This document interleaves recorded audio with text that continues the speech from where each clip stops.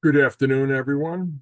On behalf of the Education and Professional Development Committee, I would like to welcome all of you to today's webinar, Medical Cannabis Applications, Mastering the Delivery Systems, Dosages, and Medical Applications for Cannabinoid Medicine. We are thrilled to have Dr. Colleen Higgins as our guest, who will present. Dr. Higgins is a pharmacist, author, and owner of Dispensary Teams, a web-based provider of medical and adult use dispensary training programs. Dr. Higgins was a retail pharmacist before transitioning to work in medical dispensaries. He spent the last decade learning about cannabinoid medicine while counseling patients on how to effectively yet comfortably use dispensary products to treat issues such as Parkinson's symptoms, anxiety, and pain. In March of 2020, she published her book, The Cannabis Prescription: How to Use Medical Marijuana to Reduce and Replace Pharmaceutical Medications, which won a silver medal in the health medicine category of the 25th Annual Independent Publisher Book Awards. Dr. Higgins is certified in diabetes management, medication therapy management, and as pain management specialty pharmacist. Her passion is to help healthcare professionals and dispensary teams elevate their cannabis knowledge in order to provide valuable patient experience. Before we get started, I'd like to share quick points. For those who have technological issues during the presentation, please use the chat option to communicate with the office. Every effort will be made to assist in resolutions. For those who have questions you would like to direct to the speaker, please use the question box or chat option. I prefer the question box, guys. And the CE code for this program will be provided at the end of the program. And I'm going to sign off, and Dr. Higgins. Thank you, Mark. I appreciate it so much. I'm happy to have everybody here today to learn a little bit about medical cannabis and cannabinoid medicine. It is a rapidly growing field. I have been working in it since 2014, and patients respond extremely well. So it's really exciting to touch upon one of the specialties today. It's a very broad and large topic, and I have learned over time after giving these webinars, I really need to focus.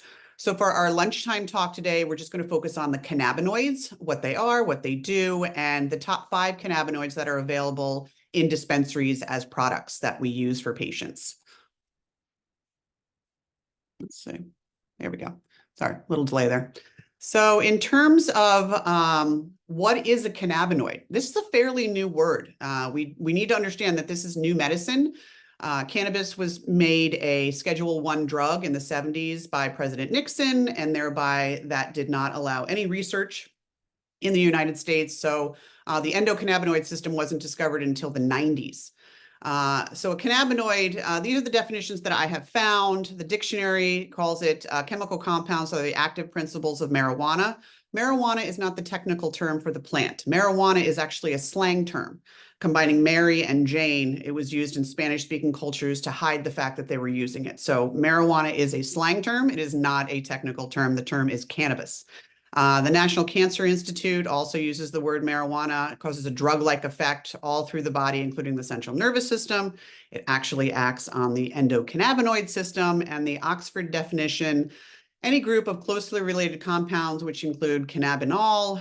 Cannabinol is actually CBN, and the active constituents of cannabis. So that's kind of loose as well. The orange box is something a little closer that I have come up with.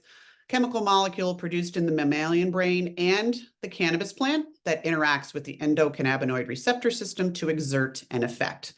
That's basically how it works. In terms of cannabinoids, we have 2 types that exist on the planet. I kind of equate it to opioids, where you can have an opioid in a plant, in the poppy plant, that works very well within the human body. We have our homemade or endogenous cannabinoids that are produced within the brain at the receptor site. I shouldn't just say in the receptor site, because the receptors are all over the body. Those are known as endocannabinoids. The 2 most well-known, although remember, this is a new field, so things are being discovered all the time, but the 2 most well-known that we focused on is anandamide and 2-AG. Anandamide is the Sanskrit word for bliss. So there is a happiness component to these cannabinoids and what they do. They are made on demand and they are broken down rapidly, so they don't stick around for a long time. And there are theories that difficult to treat in terms of pharmaceuticals that are very difficult to treat with pharmaceutical medications. These are conditions that are caused by a lack of cannabinoids within the body. Two examples of that is fibromyalgia and seizure disorders. So two well-known, difficult to treat disease states, which tend to do pretty well with the use of cannabinoid medicine. In terms of the plant cannabinoids, we call those the phytocannabinoids. There are a lot. This is just a small list here. There's over 120 that have been discovered, probably at this point up to 140. They're just constantly being discovered. But the ones that we focus on within the dispensary setting and really medically at this point is delta-9 THC and CBD. So number 1 and number 2. 3 and 4 are also, I'll be discussing today because these are becoming more prevalent in products within the dispensary and they have their own benefits. But THC and CBD, those are the ones that we see most within products. So when we're talking about cannabinoids, they exist within the plant in the acid form. And when they are heated, they become decarboxylated and then they become quote unquote active. So THCA, they all originate from CBG and cannabigerol. That's where they all exist within the plant. And then they, with different enzymes and different timing and different heat and light and things like that, they become different cannabinoids that, which is why are we discovering more and more and more. So you start with CBG and then you go down to your THC and CBD. And those are the two main ones that we focus on. If someone was to take a handful of cannabis plant flower and eat it, there would not be a significant high feeling or psychoactive feeling because it's going to be in the acid form, and the acid form is not psychoactive. If you heat it, you can see in the third row, then we get the psychoactivity. And as we age it, so if you just threw it into a drawer and let it sit there for 20 years, a lot of that THC would then actually be formed into CBN, which again is something that we are seeing on shelves and being used today. These cannabinoids act on, we could take 2 lunchtime sessions, maybe even 5, talking about the endocannabinoid receptor system. But I'm just going to touch, and this is changing again rapidly. I'm just going to touch on the main point of the endocannabinoid receptor system. These are thought to be the most prolific receptor system within the entire body. They are pretty much everywhere you can think of: skin, eyes, heart, GI, everywhere. But CB1 receptors, they're located mostly within the brain and the central nervous system. And the CB2 receptors are thought to be responsible for immune response and in the periphery. So that has to do with how a molecule will attach and the effect you'll get. So it's thought that THC, when it attaches to a CB1 receptor, which is going to be in your brain, that's what's going to produce that psychoactive effect. Where if THC attaches to a CB2 receptor, let's say within the GI, for nausea, for cancer, you're not going to have that same type of psychoactive effect. But basically, these cannabinoids, both endogenous and plant, are being attached through the endocannabinoid receptor system to CB1 and CB2. The latest information is they're actually working in other areas throughout the body. They are thought to work within the serotonin receptor system. So if you just keep up with it, it's extremely interesting how quickly this information can change. But this is for sure, we got CB1 and CB2 receptors. So what happens when you hit these receptors within the body? Just about everything. It really does affect so much within the body. We're talking about emotions, so it can help with depression, pain, obviously, nausea, the osmotic pressure within the eye. We're talking about glaucoma. It was proven within the 70s. There was a patient, Robert Randall, who was going blind through glaucoma. None of the medications were working for him. He brought his case to the Supreme Court, and it was proven that cannabis was the only thing that was preventing him from going blind. And the government actually grew cannabis for him and other patients in Mississippi. So it's been well known that this has a medical response. There's just so much propaganda that's been around it. It's only now that we're starting to see, it really come out as a medical product. That started with, in about 2008, 2009 out in Colorado when we saw the effects on seizure disorders. And at that point, the medical value just could not be ignored anymore. So we're still pushing to get this as a Schedule 2, Schedule 3 drug. It's still technically on the federal level scheduled as a Schedule 1. But on the states, it's typically rescheduled to a Schedule 2, which is why it can be dispensed. But it is effective for just about everything you can possibly imagine. So where do these cannabinoids live? They live within the flower of the female plant, which on the top left corner, that picture there, that's a fully grown female flower. That is what's going to be harvested. It's going to be dried and it's going to be cured. And the curing process is extremely important to stabilize the trichomes and the cannabinoids so they don't break down over time or they don't develop bacteria or mold or things like that. So the curing process then develops into that final little bud in the corner there. That's what it looks like, dried, but not over dried and very stable. The microscopic up close picture, I just find these pictures so interesting and beautiful. You can see what the trichomes look like. They're the crystals that coat the plant. You can see what they look like up close. And that is where the magic happens. That is where all of the cannabinoids and the medical benefits come from the plant. So the way they use this, either as a patient or as somebody who's creating products, you would either transform those crystals from a solid to a gas. And that's typically in history been known to be smoked, because if you roll something up and light it up, it's always going to work. So it's a very predictable delivery method, although not the healthiest. Or they extract those crystals off. So these days you're seeing a lot of extraction, typically with something called a supercritical CO2 machine, which is essentially a solventless extraction. And you further refine that cannabis oil into these oils that go into the vapes. That looks beautiful, and they're very clear. They go into vapes, they go into concentrates. Concentrates are very strong cannabis oils, excuse me, and they go into your edibles. So this cannabis oil that's produced from these trichomes goes into every single product that is within a dispensary. And it all starts from the trichomes of the female cannabis plant. So let's start talking about the cannabinoids. We are not going to talk about, like I said, 120 of them. We're just going to focus on 5 for today. So number 1, THC, tetrahydrocannabinol, is the one that's most well known because of its psychoactive side effects. In the raw plant, it is THCA, and when it is heated, it is decarboxylated to delta-9 THC. The effects are patient-specific, although there are some that are well known throughout all patients, but some patients, excuse me, are extremely sensitive to them.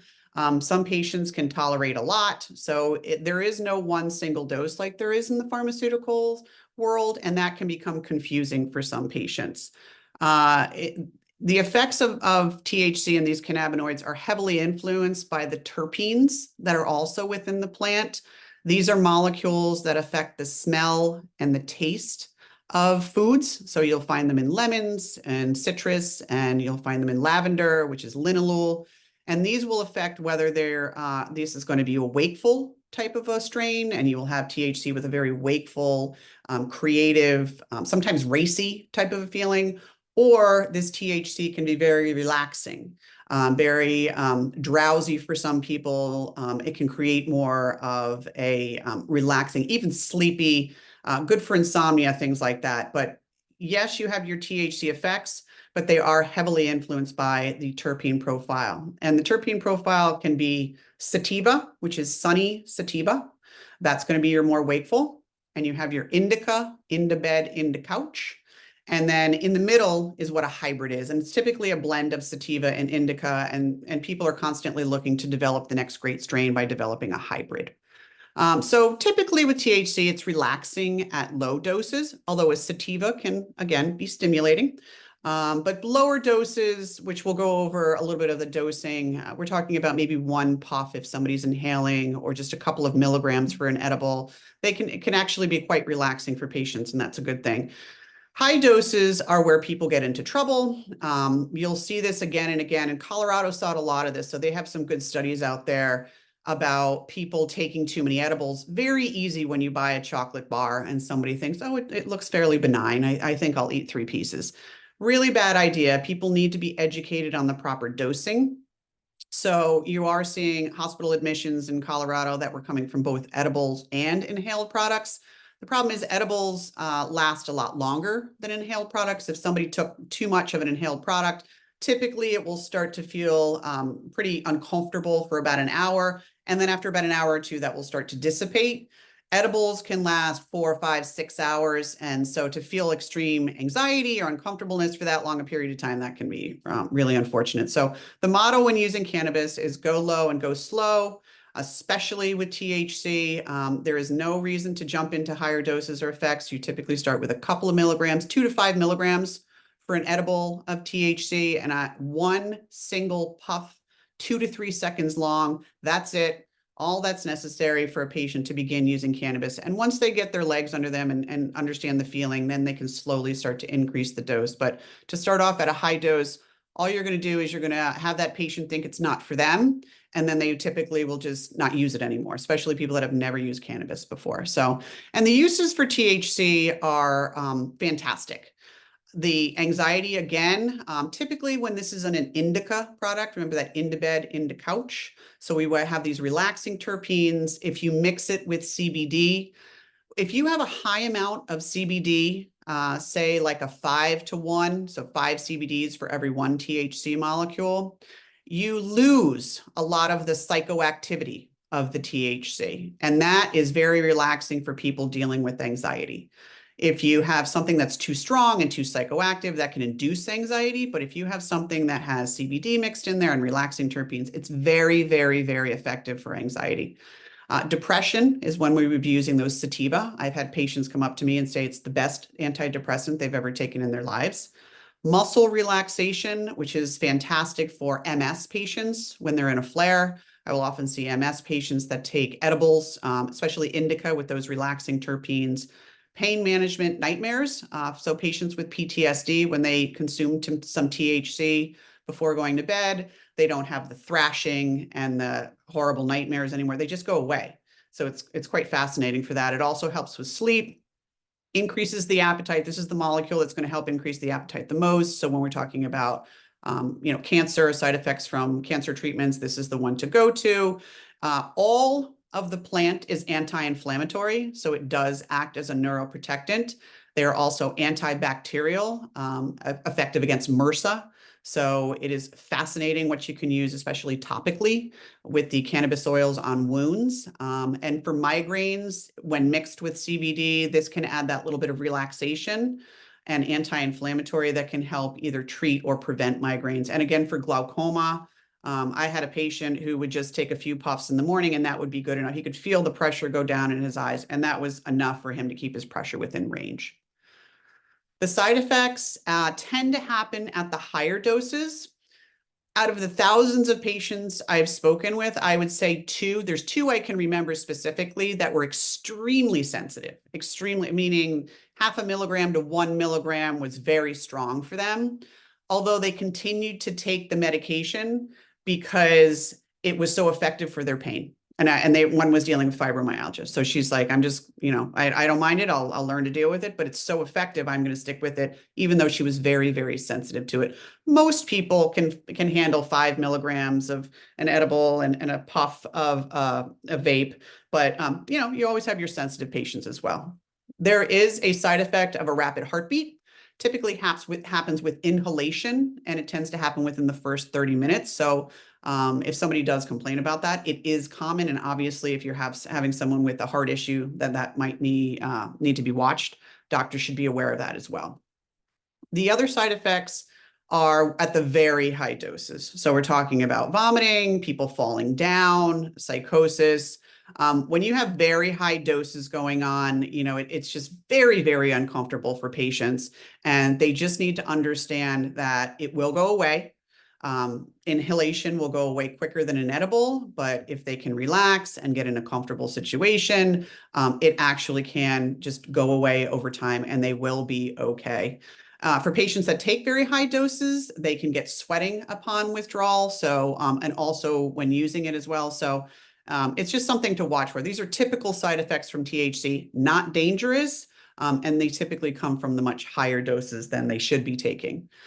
For an average cannabis naive patient, meaning somebody that's come into the dispensary and is not currently using cannabis, the oral dose is a 5 milligram edible. And that's typically one piece of a chocolate bar if they're getting a chocolate bar. Not the whole bar, or not even 2 pieces, not even 3 pieces, just one piece if they've never used cannabis before. For those sensitive patients, 2.5 is a great place to start, even if we're looking at micro dosing for low dosing. 2.5 is a great place to start. And for the daily cannabis user, 10 milligrams to 20 milligrams is very common, and that's still considered low dose. The oral dose takes about an hour to start working. That's on average 1 hour. If they looked at the clock, it's about an hour that they will start to feel the effects. And it typically lasts about 4 to 6 hours. So you do get that longer duration of action. Concentrate users or people that have used cannabis and have a high tolerance, they can take 20, 50, I've even seen 100 milligrams of THC and not have any problem with it. But that is not the norm for people, especially people that are starting out using cannabis. Concentrates, what they are, if you're not familiar, within a dispensary, you have those oils. Most of people are familiar with the vapes. So they put that oil into a vape. They have to dilute it in order for it to be able to work within the unit, the atomizer. The concentrates are the opposite. They are concentrated. So you can find these oils with concentrations of THC up to 97%. And one puff of those can be equivalent to a half to 3/4 of a joint or a pre-roll. So now that's a lot. That's a big dose dumping into somebody's system. There's no going through the liver, no bypass, right into the system. So that is a very strong dose. And if you think they take more than 1 puff, 2 puffs, 3 puffs, that's going to put them up at a very high tolerance very, very quickly. I never would recommend. In fact, I have patients stay away from the concentrates. The people that use concentrates, they can take care of themselves. They're quite familiar with it, but it's more it's more prone to anxiety and other things. So really, the vapes are on the par of smoking. 1 puff of a smokable is 1 puff of a vape. That's where these patients would start. So again, the inhaled, very quick onset within a few minutes, 1 puff, 2 to 3 seconds. That's it. 5 to 6, 7 seconds is going to put them over the edge too quickly. So it's very quick. And then if they need another dose after a few minutes, then that's totally fine. Sublingual, great alternative to inhale because this does go directly in the bloodstream as well. 2 to 3 milligrams is ideal for a starting dose of THC, although a max of 5 milligrams, because again, you are going directly into the bloodstream, where with the oral dose, we are dealing with a first pass effect, and there is a less bioavailability of the drug. It's typically between 4 and 28%, so a wide range.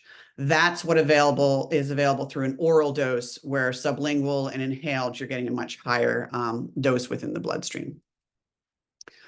So for CBD, cannabidiol, it's everywhere. It is fantastic. It has so much going on with it. We could have a whole hour on just CBD alone. If there's one thing you're going to remember about CBD, it is an anti-inflammatory and it is extremely potent. So if we look at it for Parkinson's, for dementia, for CTE, they're studying this for CTE. You'll see a lot of athletes, former professional football players using CBD, endorsing CBD, because it is such a potent anti-inflammatory, and there's nothing else like it. You're not finding anything that gets in the brain and does what it does. It is available everywhere because it is fully legal. In 2019, it was fully legalized in the Hemp Act, and it's available everywhere on a federal level, but it is not well monitored by the FDA. It's considered like a cosmetic drug. And so the quality is only as good as the person producing it. So no gas stations, no, oh, this looks good. You never know what you're going to get. You want a well-made, high-quality product, and those tend to cost a little bit more. But when you're using CBD, it can go well with other herbs, such as if we're using it for sleep, it can go well with kava kava, or linalool, or ashwagandha for calming effects. So it really does mix well with other herbs and terpenes in order to develop it either for sleep or for daytime use. It's a fantastic entry point for people that are interested to begin medicating with cannabis for, say, pain. It does increase a biomarker for depression, so people can consider trying it for depression. It's important to understand the dosing. So, you want people to really understand what they're doing with the dosing, because a lot of times people will take a dose and then say, oh, it was nice, but, I didn't get much out of it. Typically, they're not taking enough or they're not taking it often enough. So we'll get to the dosing in a little bit, but CBD is really quite fantastic if it's taken at a proper dose and it's dosed frequently enough throughout the day. Charlotte's Web is the reason that the cannabis industry has become legal in the first place. This is a specific strain called Charlotte's Web that happened to help a girl with a seizure disorder. I think it was Dravet's, and constant seizures, and it was able to reduce her seizure activity tremendously. And that's how it was found out that these type of drugs can help a lot of medical patients out there that were finding no relief from pharma. It has a weak affinity for both CB1 and CB2, but it is thought that it may interact with the serotonin receptor 5-HT1A. It's also thought to bind around receptors within the body, still being discovered, all kinds of stuff still being discovered, very, very exciting stuff. It's listed to help with nausea and appetite and side effects for appetite. I have never seen that in practice. I was just talking with Mark earlier about whether or not it causes constipation. I find that too much CBD gives a little bit of a stomach upset, which can lead to diarrhea and a headache. So if people take too much CBD, they typically develop some stomach cramping and a headache. Those are really the most common effects from CBD taking too much. Again, that anti-inflammatory, looking at it as a neuroprotectant, especially for those athletes out there, antioxidant, free radical scavenger, all fantastic stuff. There is a study out there that it can protect against chemotherapy-induced nerve damage. They gave a dose of 10 milligrams per kilogram per dose before the chemotherapy of cisplatin, and it helped to prevent damage within the kidneys as well as the extremities. There is a very mild relaxation to it. If you add THC to it, you'll then increase the amount of relaxation, but it's a nice place to start with people who need mild relaxation. It is effective against treating mild to moderate pain. I've seen people stop taking tramadol and regular strength Vicodin, so 325 of a hydrocodone, just by using CBD alone. An interesting point, the epidermolysis bullosa, there was a small study, and these patients were using oxycodone for their pain. It was so incredibly painful, a skin disorder with a lot of blistering. And when they started taking CBD, they did not need their pain medication anymore. It was so healing and effective in terms of their condition. So really exciting stuff going on. We have, again, with inflammation, insomnia, mild. If you add THC in, it tends to be more Parkinson's. It can help with the inflammation that's going on there. Parkinson's, it's great when you mix it with THC because you'll a lot of times stop the tremors and the stiffness will go away, and patients are much more comfortable and have much more great movement along with the face movement. They get that locked face, and they can obviously start to move the face, and the voice stabilizes as well with the use of cannabis. It can help with anxiety, pain, epilepsy. Epilepsy is not just straight CBD. It actually is a 16:1 to a 20:1 ratio. So there is a little tiny bit of THC in these formulations that tend to work best to stop epileptic seizures. Depression, it does increase that biomarker, migraine prevention, PTSD, and as an anti-inflammatory, it could be a good place to go for ibuprofen, naproxen, and steroid replacement. The biggest side effects, stomach upset, cramping, and a decreased appetite. So when you're dealing with a patient who is looking to increase their appetite and get some weight on during cancer treatments, it's kind of difficult to find which way to go. You'd like the anti-inflammatory to work on protecting the body against any type of nerve damage breakdown. But if you're taking it at the wrong time or too much, it might still decrease that appetite when you really want the THC to kind of increase the appetite. So there's that delicate balance of finding out how it works best. Epidiolex is in usually specialty pharmacies. They really don't carry it in pharmacies. It's made by GW Pharmaceuticals.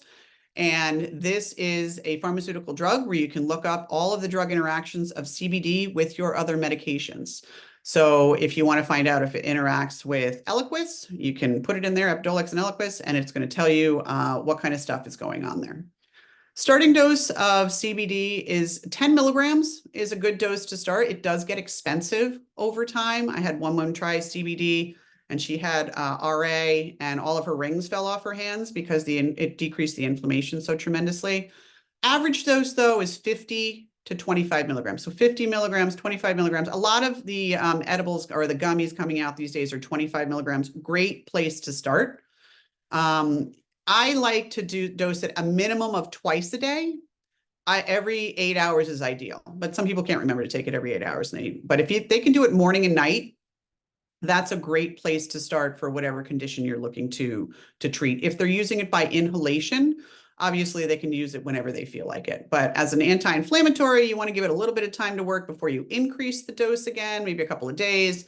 But I find that patients at 10 milligrams, it's a good starting point, but 25 kind of to 50 is really seems to be a sweet spot. CBN, cannabinol, is it's what happens when THC naturally degrades over time. If you remember that chart at the beginning, you saw the heated and then the aging process. If you had THC thrown into a drawer and forgotten about, a lot of it would just over time transform into CBN. It is a relaxing, mostly non-psychoactive, non-intoxicating molecule. I've seen plenty of patients take tons of CBN orally. Not a lot of CBN taken by vapor or an inhalation.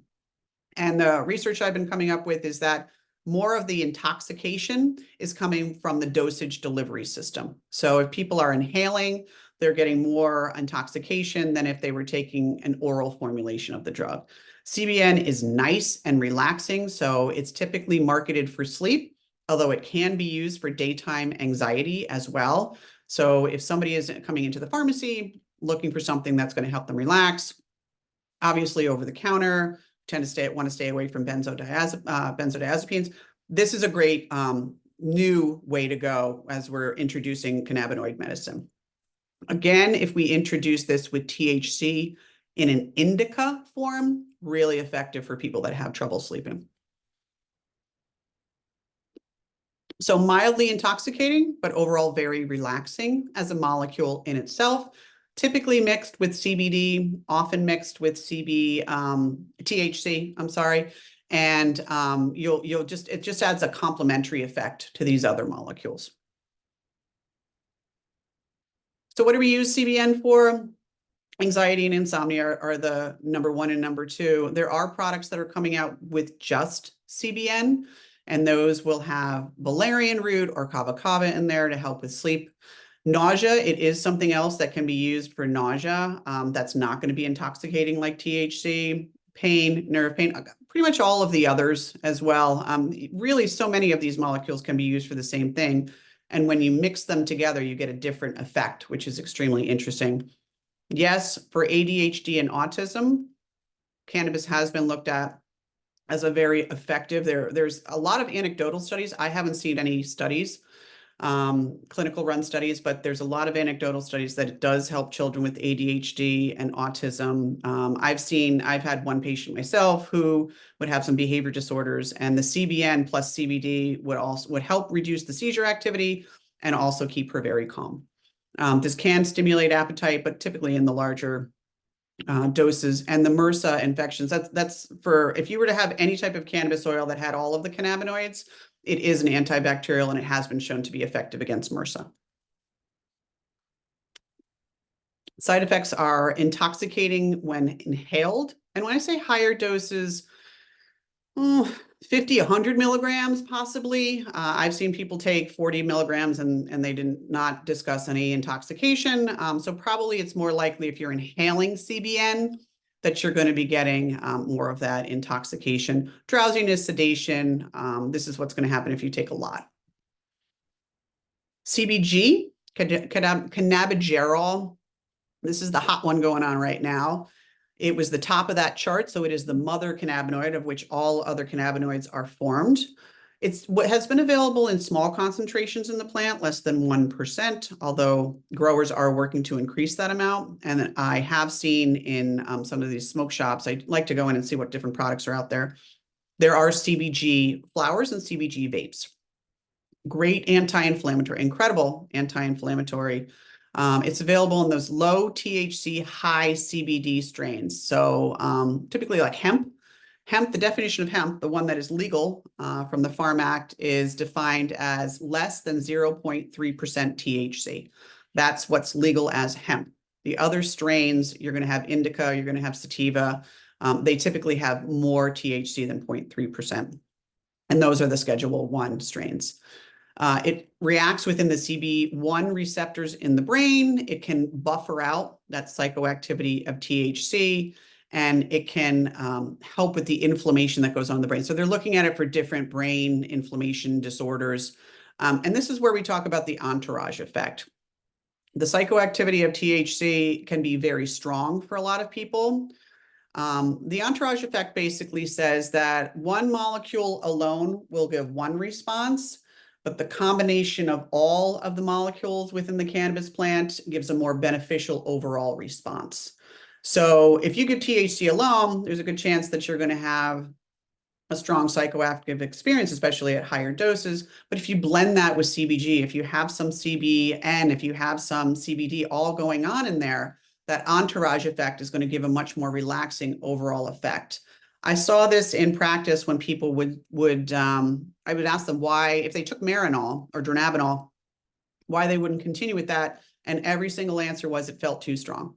It felt just way too strong, even at the lowest dose. So if those pharmaceutical formulations had these other molecules to buffer that effect, they might have been more effective and more successful. This is the one that's used as the neuroprotectant the most, which is why they're looking to increase the amount that is available in plants. So they mentioned Huntington disease, Parkinson's disease, MS, really any massive inflammatory disorder within the body. And you know, systemic inflammation is really the cause of most of our disease states going on these days. And if we can handle that systemic inflammation, we can hopefully prevent these disease states, if not slow the progression. So CBG is something that's very exciting on the forefront. Interestingly enough, it acts on the alpha-2 adrenergic receptor like clonidine and guanfacine. So it may influence blood pressure. Again, we're looking at small doses right now. So we're not looking at really big doses that are given, say, a gummy or an isolated vape or something where people are using large amounts. So how much? It's going to be interesting to find out.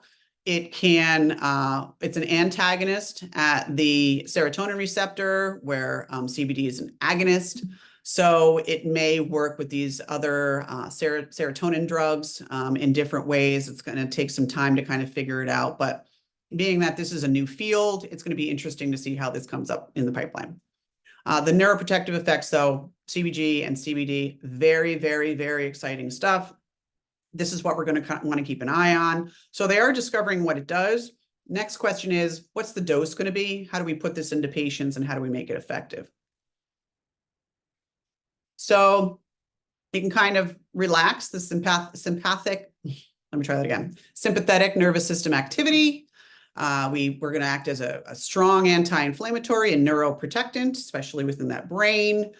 We buffer that psychoactive feeling of the THC high that a lot of people don't like. When you have people come into a medical dispensary, they are not looking to be high all day.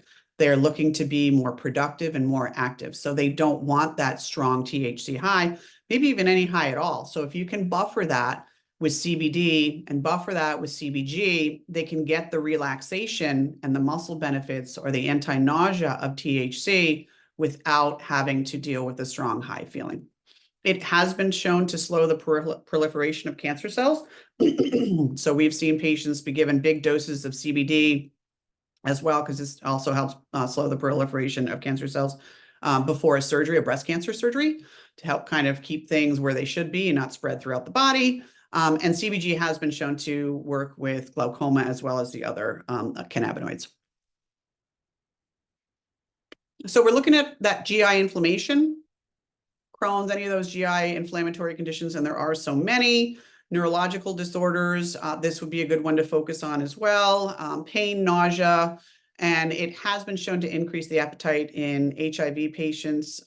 So we'll see if we can get this isolated and increase the dose, maybe mix it with some of the other cannabinoids. You really could think that down the road, they could develop some really interesting delivery systems and forms that would have all of this together that really could offer immense benefit to a lot of patients.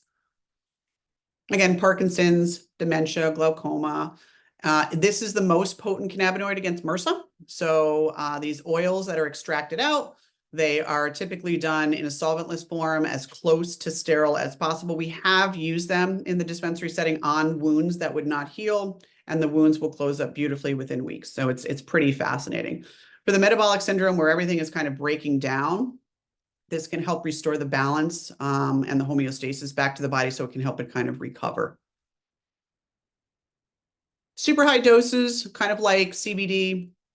We're looking at the diarrhea was listed. Appetite stimulant might not be a bad thing in the right settings and can be sedating in those in super high doses. So the dose right now is thought to be 5 milligrams to start, increased up to an average dose of 25 milligrams. There is no stopping point in cannabis. The stopping point is when somebody doesn't feel good.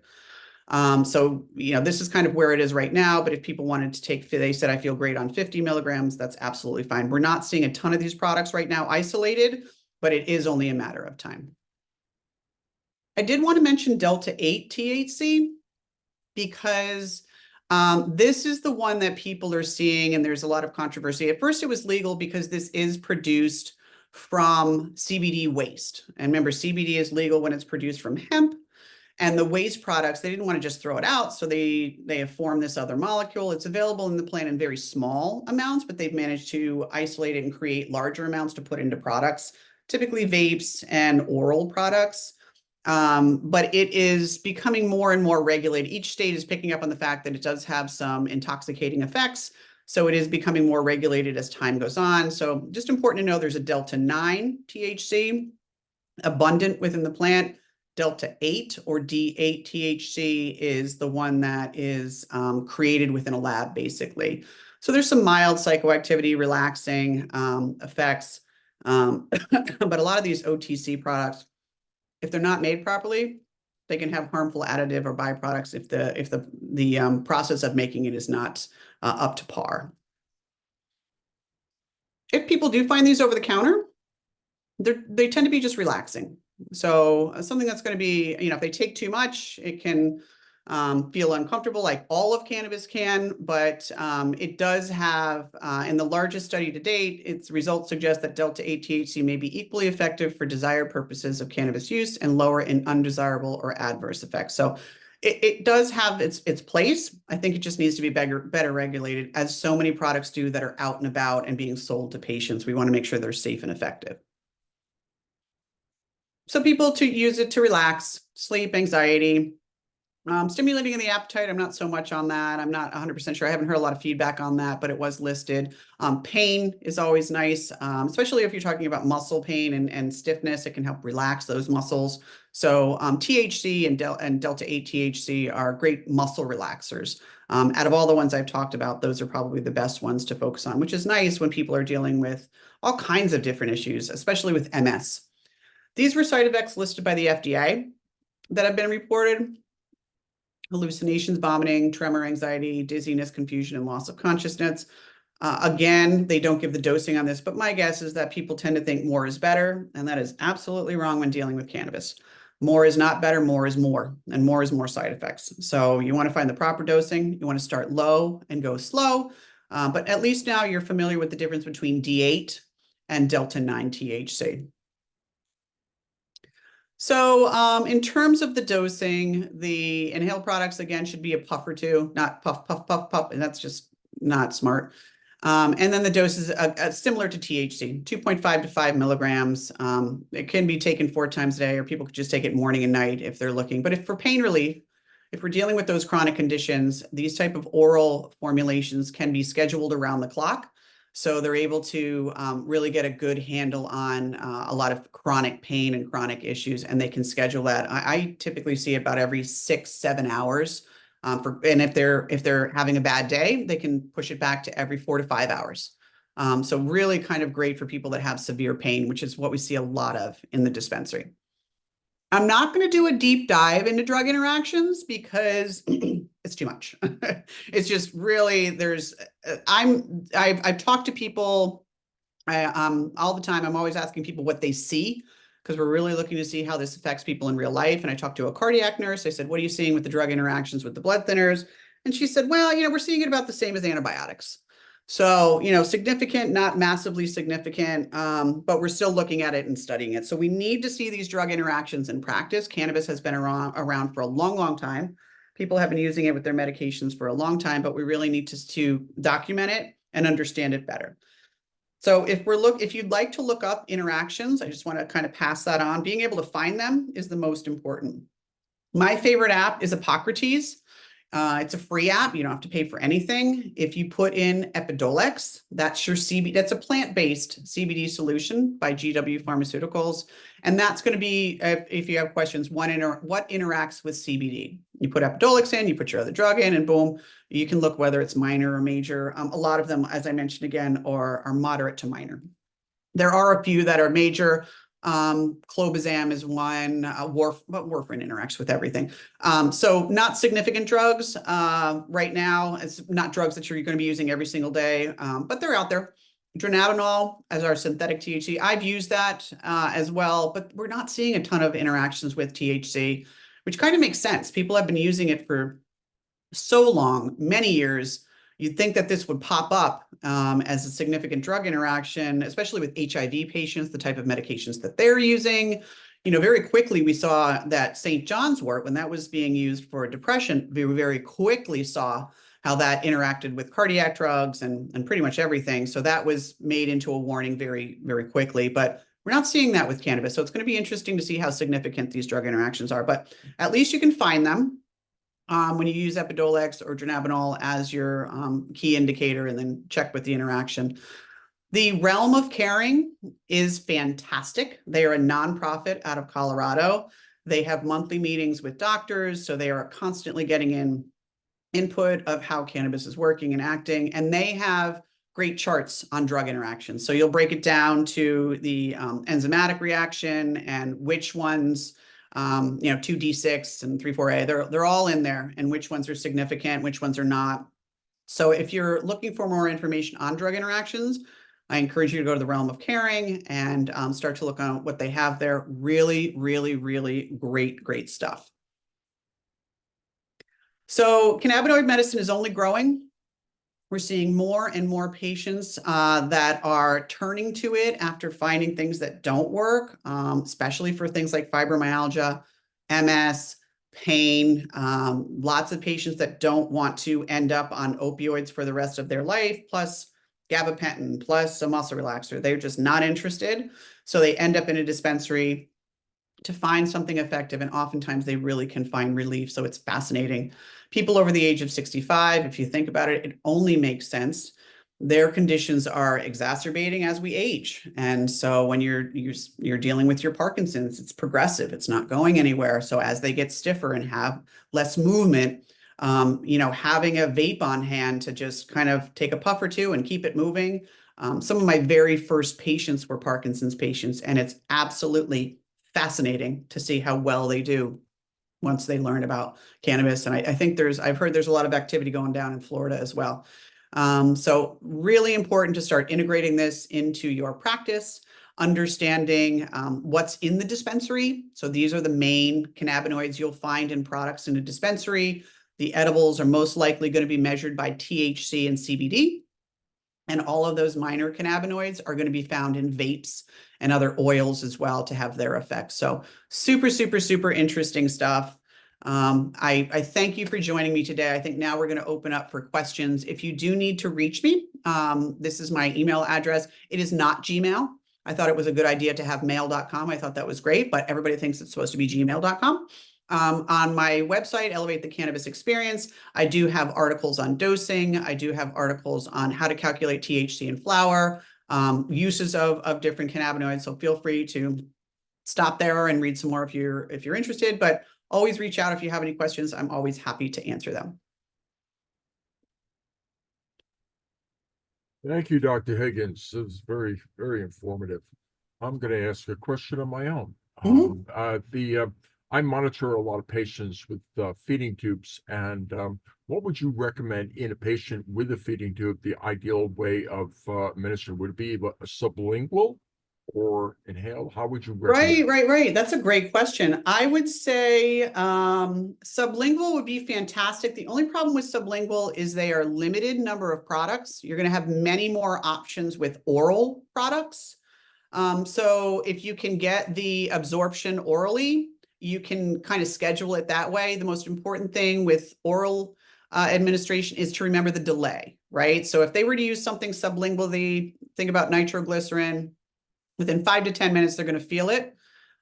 If they are going to take something orally, they have to understand there is an hour delay for most people, and in which case they should be scheduled around the clock. So to start off with, you could probably start with some tinctures, and tinctures and pharmaceuticals. I learned this about the cannabis industry. It's not the same. Tincture, a definition of a tincture is something with an alcohol base. That's not a definition of a tincture within the cannabis industry. It typically has a base of micronized coconut oil. And so it's non-toxic, it's really not flavorful, and they would just measure out the dose. You always base your dose on THC, and then give that hour to start working and see, hey, is this good? Is it not good? And then you adjust your dose from there. Thank you. Well, We have a question out here. What is the dosing of oral or inhaled THC, CBD in those over 65? it's the same as everybody else. You're always going to start the same no matter who you're talking to. It's not about the age, it's about the experience level with cannabinoid medicine. So my questions when sitting down with a patient is always, what's your experience level? Are you a daily user?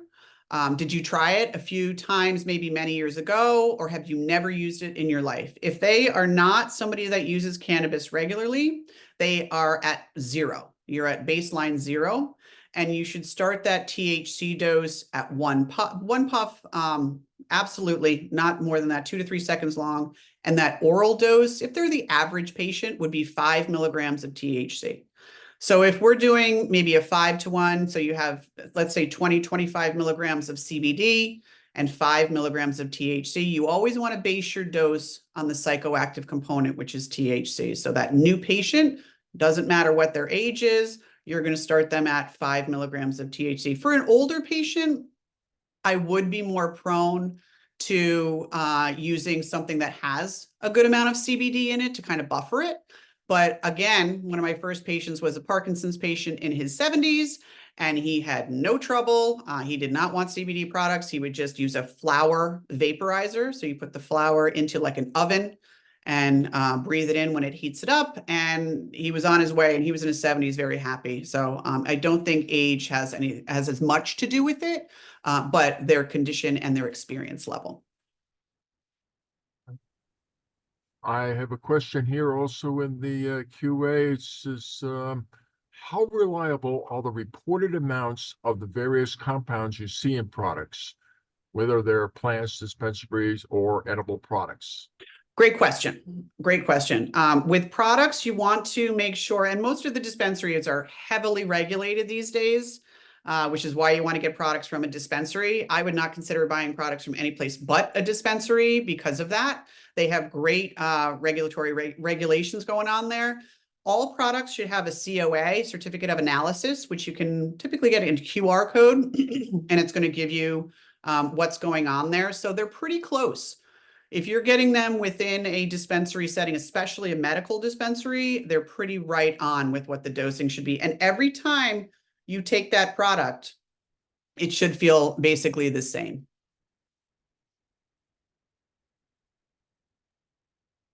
Um, how well, question here, how well absorbed are the various compounds through the skin, even though you didn't mention that here? Oh, Is there a yeah. discussion of that? So very well. There and question some people would ask, if you use THC on the skin, would that show up on a drug test? And the answer is yes. But when we use THC on the skin, there is no psychoactivity. So you can use as much as you want. The most amazing thing that I have found for THC is to use it for burns and sunburns. Immediately takes away the pain. Better than anything you can get over the counter. So for pain and burns, THC is fantastic. And then we have CBD, which is an anti-inflammatory. So when patients use it on their hands, on their knees, on their feet, I've had patients that just use the topical products only, and they don't care to use the systemically inhaled products. So very well absorbed, very effective, especially when you're talking, you're looking at a localized site. So when we're using something topically, it's going to be localized. If they're having a systemic problem, that's when we add in the oral typically, and possibly a vape as well. Another question here, a two-part question. What are the good resources for patients to help them determine which products to use and how safely? And also concerns about pesticides and herbicides risk with some of the plants. Yeah. So the resources are you. The resources are you. Everything is so new. It's the pharmacist that really needs to be educated on this. And I can't tell you how much they appreciate us being in the dispensary. A lot of these dispensaries are being bought out by these big non-medically focused companies, which is a shame. But let me tell you, the medical experience for these patients is essential. And we're the ones that understand the other medications. When they come in with a list of medications, I can say you can come off this one and this one and this one and this one, because you understand that THC is a muscle relaxer. You understand that CBD is an anti-inflammatory. And when you use it alone, you can get moderate pain relief. But if you have a little THC with it, you can get pain relief where patients can actually come off of oxycodone. I've had a patient come off of OxyContin 80 milligrams. So they can come off of these, but it has to come from a professional person, because otherwise you just get, non-educated all over the planet answers, and that's not going to work. And again, you want to make sure you buy your products from a dispensary, because those are the ones that are tested for that certificate of analysis. They test for bacteria, they test for molds, they test for heavy metals, and they also have strict restrictions in terms of growing. So they can't use pesticides. If you're getting it from somebody that doesn't have these regulations, they can throw anything they want onto that plant to keep it alive. For instance, here in Connecticut, we have a grower that uses ladybugs. So they grow in dirt. A lot of them grow hydroponically, but they use ladybugs as one of their pest control. So it's important to understand the company that you're buying it from. What specifically makes the flower female? Seeds. The male plant has lots of seeds in it. So, which is what you don't want in the final product. Somebody that has a piece that they're going to be smoking, if they bust it open and it's full of seeds and barely any plant material to use, that's not exactly what you want to pay for. So let me tell you, these growers, they do the most fascinating things. If they find one male plant, it needs to be removed immediately. They can they keep the pesticides away. They have to have the pH, the nitrogen, the hydrogen levels, all these different levels at the right timing. The light needs to change, because then it will go into the flowering phase. The curing process is essential to stabilize everything in the plants so it doesn't break down with molds. So all of this is tested in the final product, and you'll find that on that little COA on the product, and it will tell you what tests have been done. Do you see patients taking CBD for arthritis? How successful are they? And what is the dose and length of therapy? Yes, I see patients for arthritis, rheumatoid arthritis, osteoarthritis. It's just amazing. It's absolutely amazing, because the alternative, of steroids or non-steroidal anti-inflammatories is not great. So I've seen patients do very well on 10 milligrams every 8 to 12 hours. And a lot of times you can find tablets, or you can find these tinctures that you can dose them out. But I find the average dose is 25 to 50 milligrams. 50 milligrams, maybe if they're having more pain, maybe they've injured themselves, and they would want to take it consistently. And then for a lot of patients that have trouble with their hands, I would also recommend a THC CBD topical of some sort to go along with it. So maybe at the end of the day, when the hands are extra sore or the knees, they can use that locally while taking the CBD by itself, 25 milligrams to start, 30, 40 milligrams if they want to bump it up. And that's the other great thing about cannabinoid medicine. You can go up on a bad day, and then you can go back down to a maintenance dose. But fantastic for arthritis. At this time, I've been informed that they will follow up with email for the rest of the questions, and they will announce the conclusion of this presentation.